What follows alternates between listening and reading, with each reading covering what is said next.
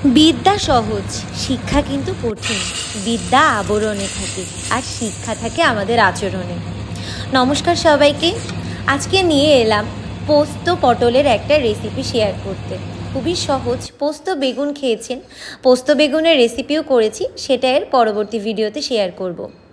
আসলে কি জানেন, বর্তমানে রাজনৈতিক আলাপ আলোচনা ফেসবুকে এত বেশি করে ফেলছি, আস্তে আস্তে কেন জানি আমরা সবাই বেশি আচরণটাকে আর কেউ কন্ট্রোলই করতে পারছি না।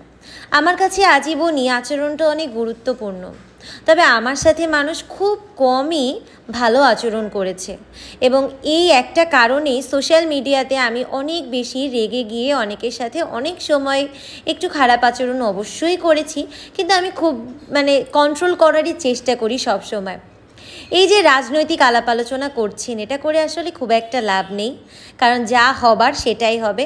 আমরা শুধু চাই শান্তিতে বাস করতে, আর এই শান্তিটা আমাদেরকেই নিজেদের জীবনে ফিরিয়ে আনতে হবে, সবার সাথে ভালো সম্পর্ক স্থাপনের মাধ্যমে। দেখতেই পারলেন আমি কি করেছি। প্রথমে আমি তেল গরম করে তার ভিতরে 5 ফোড়ন দিয়ে ছোট ছোট করে আলু কেটে রেখেছিলাম, সেটা ভেজে পটলগুলো দিয়ে ভেজে মরিচ ভেজে জল দিয়ে দিয়েছিলাম, লবণ হলুদ স্বাদ মতো দিয়ে। এরপরে পোস্ত বেটে রেখেছিলাম, এই পোস্ত আমি কলকাতা থেকে কিনে নিয়ে এসেছিলাম, এটাকে দিয়ে দিলাম। আর হয়ে গেল পোস্ত পটলের একটা তরকারি।